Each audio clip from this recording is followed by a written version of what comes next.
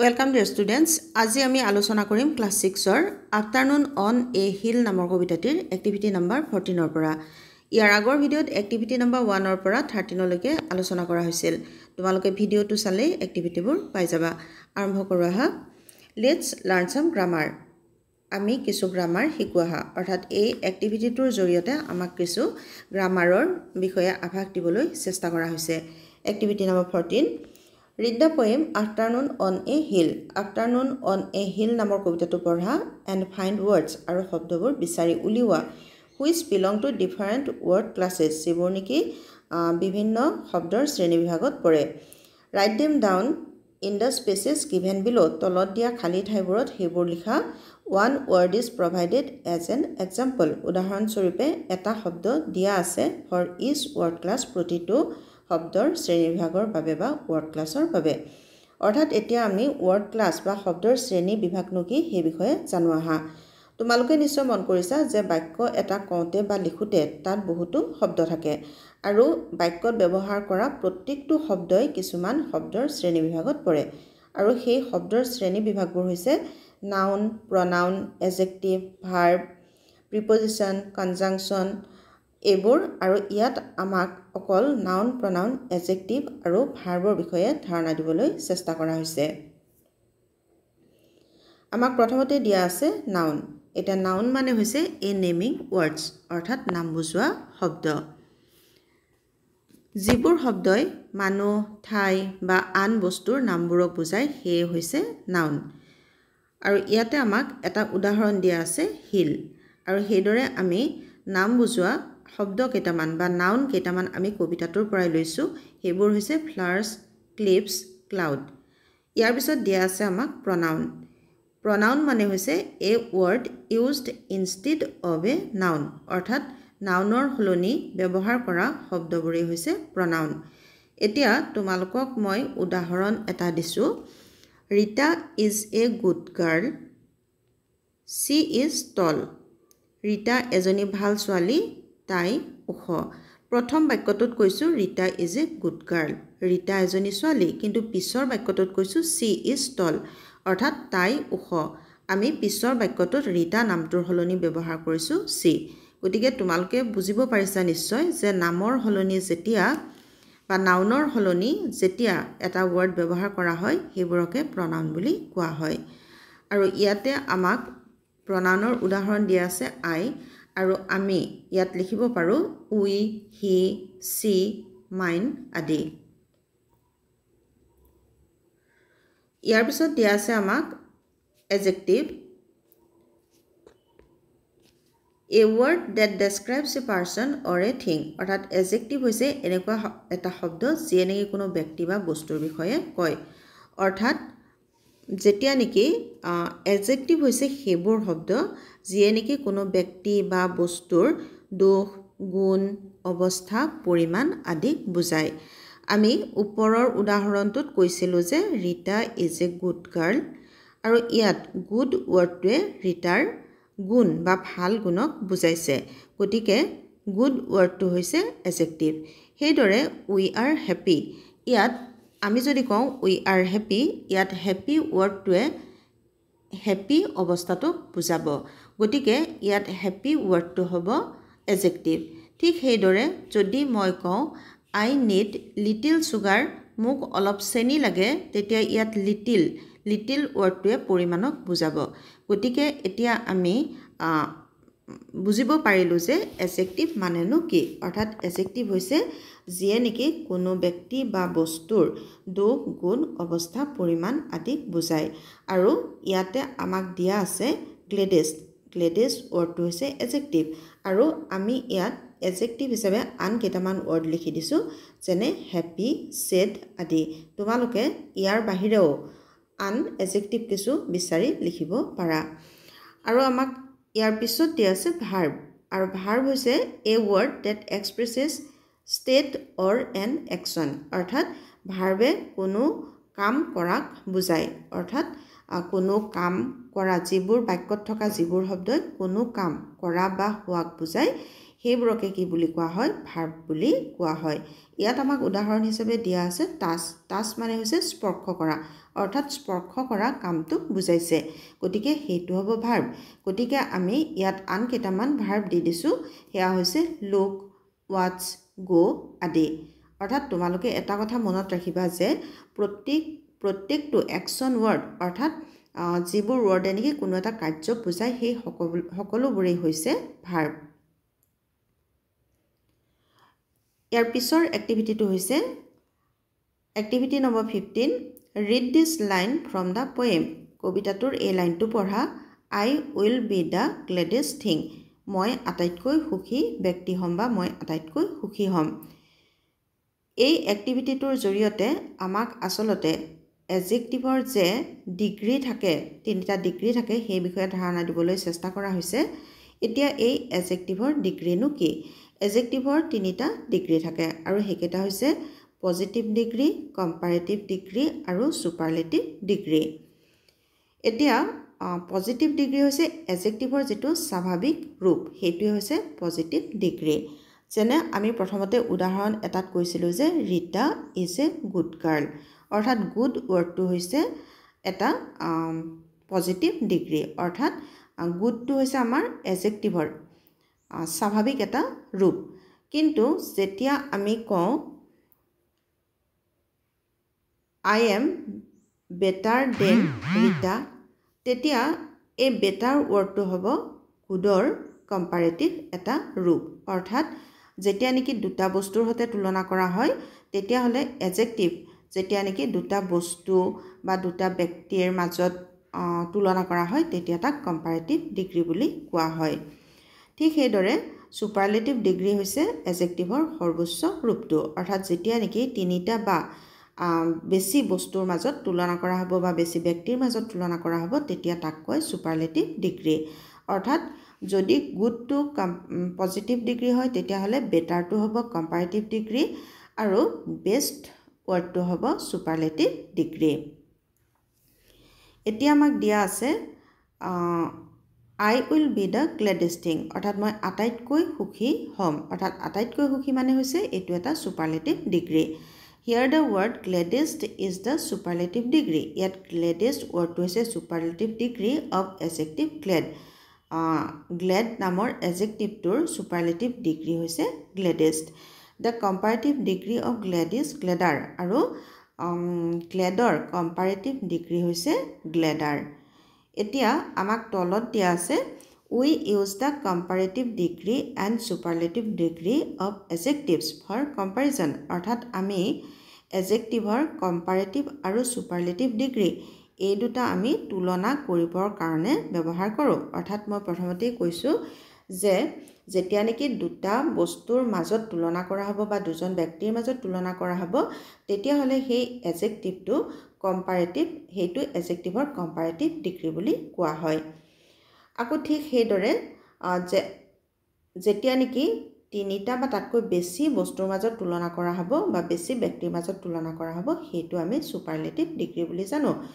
আৰু generally er is added to the adjective আৰু সাধাৰণতে adjectiveৰ লগত er এই লেটাৰ দুটা লগ কৰি কি কৰা হয়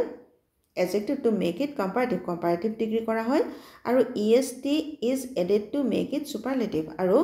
এটা adjectiveৰ লগত est যোগ কৰি হেতু superlative degree কৰা হয় ইয়াত আমাক কিছু উদাহৰণ দিয়া আছে let's learn the comparative and superlative degree of a few adjectives অৰ্থাৎ কেইটামান adjectiveৰ আমি comparative আৰু superlative degree শিকোৱা আমাৰ পজিটিভ ডিগ্ৰী দিয়া আছে cold অৰ্থাৎ cold ৱৰ্ডটো হৈছে adjectiveৰ স্বাভাৱিক এটা ৰূপ আৰু যেতিয়া নেকি বেছি অলপ ঠাণ্ডা বুজোৱা হয় অৰ্থাৎ দুটাৰ মাজত তুলনা কৰা হ'ব তেতিয়া হেতু হ'ব কম্পাৰেটিভ ডিগ্ৰী আৰু এই কম্পাৰেটিভ ডিগ্ৰী কোল্ডৰ লগত যেতিয়া আমি er যোগ কৰি দিম তেতিয়া হেতু হ'ব কম্পাৰেটিভ ডিগ্ৰী কোল্ডাৰ ঠিক সেইদৰে সুপাৰলেটিভ ডিগ্ৰী হৈছে কোল্ডেষ্ট অৰ্থাৎ আটাইতকৈ বেছি ঠাণ্ডা আৰু কোল্ডৰ লগত est যোগ কৰি কি কৰা হৈছে সুপাৰলেটিভ ডিগ্ৰী কৰা হৈছে ঠিক সেইদৰে আমাৰ বাকি word কেইটাটো adjective কেইটাটো হেদৰে er যোগ কৰি comparative আৰু est যোগ কৰি superlative degree কৰা হৈছে যেনে lighter lightest clean cleaner cleanest bright brighter brightest tall taller tallest এতিয়া মই টল এডজেক্টিভটোৰে তোমালোকক কম্পাৰেটিভ আৰু সুপাৰলেটিভ ডিগ্ৰীৰ বাক্য দুটা কৈ দিছোঁ চাবা Rita is a tall girl এইটো হ'ল এডজেক্টিভৰ পজিটিভ ডিগ্ৰী তাৰপিছত যদি মই কওঁ Gita is taller than Rita অৰ্থাৎ গীতা ৰীতাতকৈ ওখ অৰ্থাৎ গীতা আৰু ৰীতাৰ মাজত কি কৰা হৈছে তুলনা কৰা হৈছে গতিকে টলাৰ এডজেক্টিভটো হ'ব কম্পাৰেটিভ ডিগ্ৰী তাৰপিছত যদি মই কওঁ Rita is the tallest girl in the class Rita ক্লাছটোত আটাইতকৈ ওখ ছোৱালী অৰ্থাৎ ইয়াতে তিনিটা বা তাতকৈ বেছি মানুহৰ লগত কি কৰা হৈছে তুলনা কৰা হৈছে গতিকে টলেষ্ট ৱৰ্ডটো হ'ব সুপাৰলেটিভ ডিগ্ৰী ইয়াৰ পিছৰ এক্টিভিটিত আমাক দিয়া আছে নাও কমপ্লিট দ্য ফলোয়িং টেবুল এতিয়া তলত দিয়া টেবুলখন কমপ্লিট কৰা বুলি কৈছে আমাক ইয়াত কেইটামান ৱৰ্ড দিয়া আছে এডজেক্টিভ দিয়া আছে তাতে পজিটিভ ডিগ্ৰীও দিয়া আছে কিছুমান আমাক কম্পাৰেটিভ ডিগ্ৰী আছে আৰু সেইদৰে কেইটামান আমাক সুপাৰলেটিভ ডিগ্ৰী দিয়া আছে এতিয়া কোৱাইট ৱৰ্ডটো দিয়া আছে আমি সেইটোৰ কম্পাৰেটিভ ডিগ্ৰী লিখিব লাগিব কোৱাইটাৰ আৰু সুপাৰলেটিভ ডিগ্ৰী হ'ব কোৱাইটেষ্ট সেইদৰে আমাক সেফাৰ অৰ্থাৎ সেফাৰ কম্পাৰেটিভ ডিগ্ৰী আৰু ইয়াৰ আমি পজিটিভ ডিগ্ৰী লিখিব লাগিব সেফ আৰু ইয়াৰ সুপাৰলেটিভ ডিগ্ৰী হ'ব সেফেষ্ট সেইদৰে আমাক দিয়া আছে স্লোৱেষ্ট ৱৰ্ডটো এডজেক্টিভটো আৰু স্লোৱেষ্ট এডজেক্টিভ এইটো হৈছে সুপাৰলেটিভ ডিগ্ৰী আৰু ইয়াৰ পজিটিভ ডিগ্ৰী হ'ব স্লো আৰু কম্পাৰেটিভ ডিগ্ৰী হ'ব স্লোৱাৰ এবাৰ আমি পিছৰ এক্টিভিটিটোলৈ আগবাঢ়িছোঁ look at the two pictures given below তলত দিয়া ছবি দুখনলৈ চোৱা which picture do you like মোৰ কোনখন ছবি তুমি বেছিকৈ ভাল পোৱা এণ্ড হোৱাই আৰু কিয় ডিছকাছ উইথ ইউৰ ফ্ৰেণ্ড তোমাৰ ফ্ৰেণ্ডৰ সৈতে আলোচনা কৰা you can use the adjectives given in the box তোমালোকে কাষৰ বক্সত দিয়া এডজেক্টিভ দুটা ব্যৱহাৰ কৰিব পাৰা in the comparative degree form অৰ্থাৎ এই যি দুটা এডজেক্টিভ দিয়া আছে সেই দুটাৰ আমি কম্পাৰেটিভ ফৰ্ম ব্যৱহাৰ কৰি কোনখন ছবি বেছি ভাল পাওঁ সেইটো আমি লিখিব পাৰিম এতিয়া গ্ৰীণ ৱৰ্ডৰ কম্পাৰেটিভ ডিগ্ৰী হ'ব গ্ৰীনাৰ আৰু সেইদৰে ক্লিন ৱৰ্ডৰ কম্পাৰেটিভ ডিগ্ৰী হ'ব ক্লিনাৰ গতিকে আমি ছবিখন কোনখন ছবি আমি বেছি ভাল পাওঁ সেইটো তুলনা কৰি দুখন ইয়াতে যিহেতু ছবি দিয়া আছে আৰু গতিকে দুখন ছবিৰ মাজত তুলনা কৰা হ'ব সেয়া আমি ইয়াত কম্পাৰেটিভ ডিগ্ৰী ব্যৱহাৰ কৰিব পাৰিম আৰু আমি বাক্যটো লিখিবলৈ চেষ্টা কৰোঁ আহা মই ইয়াত দিছোঁ I like the first picture because the trees are greener আৰু পিছৰ বাক্যটো দিছোঁ it's water is also' cleaner অৰ্থাৎ গ্ৰীণ আৰু ক্লিন এই দুটা ৱৰ্ডৰ কম্পাৰেটিভ ডিগ্ৰী ব্যৱহাৰ কৰি আমি প্ৰথম ছবিখন কিয় বেছিকৈ ভাল পাওঁ সেইটো আমি ক'ব পাৰোঁ এতিয়া তোমালোকে নিশ্চয় ডিগ্ৰী অৰ্থাৎ এডজেক্টিভ আৰু ডিগ্ৰী এই বিষয়ে কিছু বুজিব পাৰিছা আৰু আশা কৰোঁ তোমালোকৰ ক্লাছত তোমালোকৰ টিচাৰে আৰু বেছি ভালকৈ এইটো তোমালোকৰ সন্মুখত থাকি ভালদৰে বুজাই দিব পাৰিব work with your friend and suggest some ways to protect nature ইয়াতে আমাক ফ্ৰেণ্ডৰ সৈতে আলোচনা কৰি আমি প্ৰকৃতিক কিদৰে সুৰক্ষিত কৰিব পাৰোঁ তাৰ বিষয়ে কিছু পৰামৰ্শ দিয়াৰ কথা কৈছে activity number 16 read this lines from the poem কবিতাটোৰ পৰা এই লাইনবোৰ পঢ়া I will be the gladest thing. I will touch 100 flowers. I will look at cliffs and clouds. I will mark which must be mine. তোমালোকে নিশ্চয় এই বাক্যকেইটা পঢ়ি এটা কথা লক্ষ্য কৰিছা যে ইয়াৰ প্ৰত্যেকটো বাক্যতে উইল ব্যৱহাৰ কৰা হৈছে অৰ্থাৎ আমাক ইয়াত ফিউচাৰ টেন্সৰ বিষয়ে আভাস দিবলৈ চেষ্টা কৰা হৈছে ফিউচাৰ টেন্স মানে তোমালোকে নিশ্চয় জানা কোনো এটা কাম যেতিয়া ভৱিষ্যতে কৰা বুজায় তেতিয়া সেইটোকে কি বুলি কোৱা হয় ফিউচাৰ টেন্স বুলি কোৱা হয় অৰ্থাৎ ভৱিষ্যতে যিটো হ'ব সেইটো বুজালে তাক ফিউচাৰ টেন্স বুলি কোৱা হয় গতিকে ইয়াতে আমাক বাক্যটো দিয়া আছে চোৱা আই will be the gladdest thing অৰ্থাৎ মই আটাইতকৈ সুখী হ'ম তাৰমানে কবি যেতিয়া সেই পাহাৰখনলৈ যাব তেতিয়া তেওঁ আটাইতকৈ সুখী হ'ব তাৰমানে তেওঁ পাহাৰখনলৈ যোৱাৰ পিছতহে সুখী হ'ব ঠিক সেইদৰে আই উইল টাচ 100 ফ্লাৱাৰ্ছ মই বহুতো ফুল স্পৰ্শ কৰিম অৰ্থাৎ কবিয়ে এতিয়াও স্পৰ্শ কৰা নাই কিন্তু তেওঁ ভৱিষ্যতে স্পৰ্শ কৰিব ঠিক সেইদৰে I will look at clips and clouds অৰ্থাৎ মই ক্লিপছ আৰু ক্লাউডছবোৰলৈ চাম অৰ্থাৎ কবিয়ে এতিয়াও চোৱা নাই তেওঁ পাহাৰখনলৈ গ'লে অৰ্থাৎ ভৱিষ্যতেহে ক্লিপছ আৰু ক্লাউডছবোৰলৈ চাব ঠিক সেইদৰে তলৰ বাক্যটোতো তোমালোকে দেখিছাই উইল ব্যৱহাৰ কৰা আছে অৰ্থাৎ তেওঁ কোনবোৰ লাইটবোৰ জ্বলি উঠিলে তেওঁ নিজৰ ঠাইখন চিনি পাব গতিকে আমি এটা কথা ইয়াত নিশ্চয় বুজিব পাৰিছোঁ যে কোনো বাক্য অৰ্থাৎ কোনো কাম বা কথা যেতিয়া আমি ভৱিষ্যতে হোৱা বুজাওঁ তেতিয়া সেই বাক্যটোত আমি উইল ব্যৱহাৰ কৰোঁ এতিয়া আমাক তলত কি দিয়া আছে চাওঁ আহা when we talk about events or actions যেতিয়া আমি কোনো কথা বা কাৰ্যৰ বিষয়ে কওঁ that will happen in the future যেটো নেকি ভৱিষ্যতে হ'ব we use will আমি তেতিয়া will ব্যৱহাৰ কৰোঁ we also use shall and other verbs to talk about actions অৰ্থাৎ আমি shall বা আন ভাৰ্বো ব্যৱহাৰ কৰোঁ কোনো কাৰ্যৰ বিষয়ে ক'বলৈ that will occur at some time in the future যেটো নেকি ভৱিষ্যতৰ কোনো এটা সময়ত সংঘটিত হ'ব অৰ্থাৎ ভৱিষ্যতে কোনো এটা কাম বা কথা সংঘটিত হোৱাৰ বিষয়ে ক'বলৈ হ'লে বা ভৱিষ্যত কাল বা ফিউচাৰ টেন্সৰ বাক্য লিখিবলৈ হ'লে আমি বাক্যটোত সাবজেক্টৰ পিছত shall বা will ব্যৱহাৰ কৰিব লাগে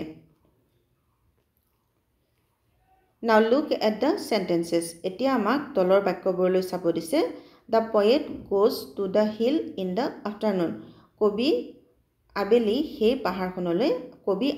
পাহাৰখনলৈ যায় The poet touches the flowers. কবিয়ে ফুলবোৰ স্পৰ্শ কৰে When we talk about events or actions যেতিয়া আমি কোনো কাম বা কাৰ্যৰ বিষয়ে কওঁ that take place regularly যেটো নেকি regularly অৰ্থাৎ সদায় হয় we use the simple present tense আমি simple present tense ব্যৱহাৰ কৰোঁ অৰ্থাৎ simple present tense ব্যৱহাৰ ইয়াত আমাক simple present tenseৰ বিষয়ে আভাস দিবলৈ চেষ্টা কৰা হৈছে আৰু এই simple present tense মানে হৈছে যিবোৰ কথা বা ঘটনা আমাৰ দৈনন্দিন ঘটে তেনেবোৰ কথা বা ঘটনাকে কি বুলি কোৱা হয় simple present tenseৰ ভিতৰত ধৰা হয় অৰ্থাৎ তোমালোকে simple present tense কাকনো বোলে এই কথাটো জানিবৰ কাৰণে এটা মই সহজ তোমালোকক উপায় দিছো যেতিয়া কোনো এটা বাক্য বা কথাত সেই বাক্যটোত কামটো শেষ হোৱাৰ সময়ৰ কোনো উল্লেখ নাথাকে বা যেতিয়া বাক্যটো কোনো চিৰসত্য ঘটনাৰ বিষয়ে হয় তেতিয়া হেতু আমি simple present tenseত লিখিব পাৰো যেনে I go to school always মই সদায় স্কুললৈ যাওঁ অৰ্থাৎ এই বাক্যটো হৈছে কি আমি সদায় কৰা কাম ঠিক সেইদৰে the sun rises in the east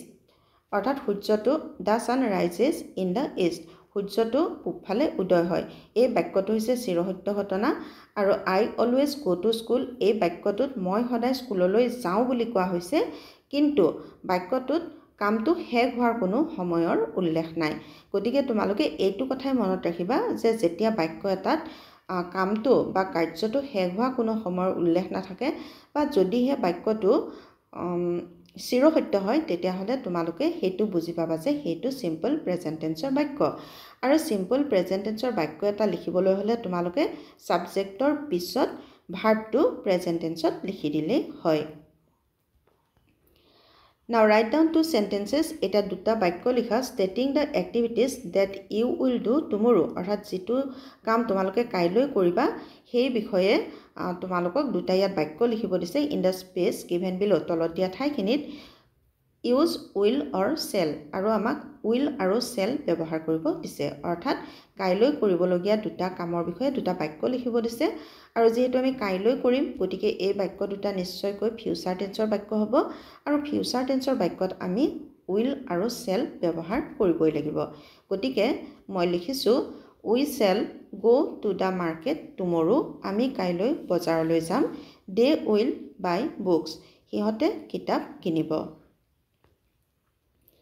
Write down that you usually do in the morning অৰ্থাৎ আমাক write down what you usually do in the morning তোমালোকে ৰাতিপুৱা সাধাৰণতে কি কৰা সেই বিষয়ে আমাক লিখিব দিছে use simple present tense আৰু আমাক simple present tense ব্যৱহাৰ কৰিব দিছে অৰ্থাৎ আমি সদায় ৰাতিপুৱা কৰা কামটো নিশ্চয় আমাৰ সিম্পল প্ৰেজেন্ট টেন্সৰে হ'ব যেটো হেতু দৈনন্দিন কৰা কাম আৰু গতিকে আমি এইটো সিম্পল প্ৰেজেন্ট টেন্সত লিখিব পাৰিম আৰু সিম্পল প্ৰেজেন্ট টেন্সত লিখিবলৈ আমি সাবজেক্টৰ পিছত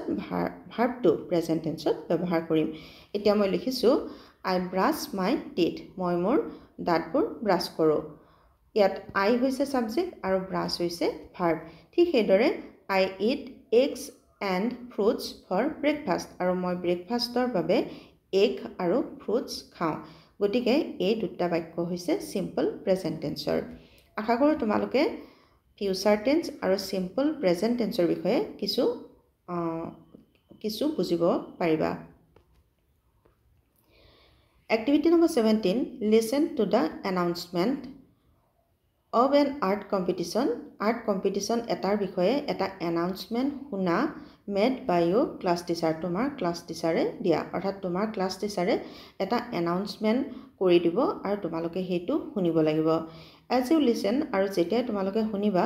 fill in the blanks খালি ঠাইবোৰ পূৰণ কৰিবা with the information from the text এই টেক্সট খিনিত যিখিনি তথ্য পাবা অৰ্থাৎ তোমালোকৰ পেজ নাম্বাৰ 22 এটা announcement দিয়া আছে আৰু তোমালোকৰ টিচাৰে ক্লাস টিচাৰে সেই announcement পঢ়ি দিব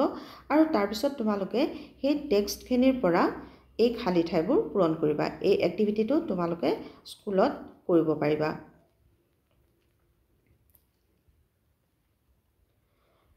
ইয়াতে আমাক আন এটা এক্টিভিটি দিয়া আছে ডিড ইউ নো তোমালোকে জানানে আসলতে এক্টিভিটি মানে এইটো আমাক এটা ইনফৰমেশন বা কিছু তথ্যহে দিয়া আছে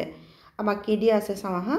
মুলাই ফৰেষ্ট তোমালোকে নিশ্চয় মুলাই ফৰেষ্ট বা মুলাই কাঠনিৰ বিষয়ে ইতিমধ্যে শুনিছা আমি সেই বিষয়ে এতিয়া মুলাই ফৰেষ্ট কি সেই বিষয়ে জানো আহা Mulai forest is named after যাদৱ মুলাই পায়েং মুলাই ফৰেষ্ট নামটো দিয়া হৈছে যাদৱ মুলাই পায়েঙৰ নামেৰে an environmental activist from Majuli যিগৰাকী নেকি মাজুলীৰ এগৰাকী পৰিৱেশ কৰ্মী যাদৱ Payeng is known as the forest man of India যাদৱ পায়েঙক forest man of India বুলি কোৱা হয় he planted various tree species তেওঁ বিভিন্ন ধৰণৰ গছপুলি ৰোপণ কৰিছিল on a barren sandbar অনুৰ্বৰ বালিচৰ এটাত of the Brahmaputra river Brahmaputra নদীৰ অৰ্থাৎ তেওঁ ব্ৰহ্মপুত্ৰ নদীৰ অনুৰ্বৰ বা অহাৰুৱা বালিচৰ এটাত বিভিন্ন তৰহৰ গছপুলি ৰোপণ কৰিছিল his work transformed a barren sandbar into a large forest his work transformed তেওঁৰ এই কামটোৱে হলনি কৰি পেলাইছিল the barren sandbar হে অনুৰ্বৰ বালিচৰটো into a large forest এখন ডাঙৰ অৰণ্যলৈ this forest is now known as mulai forest আৰু এই অৰণ্যখনকে এতিয়া মুলাই ফৰেষ্ট বুলি জনা যায় this forest is home to many wild animals birds etc আৰু এই অৰণ্যখন এতিয়া বিভিন্ন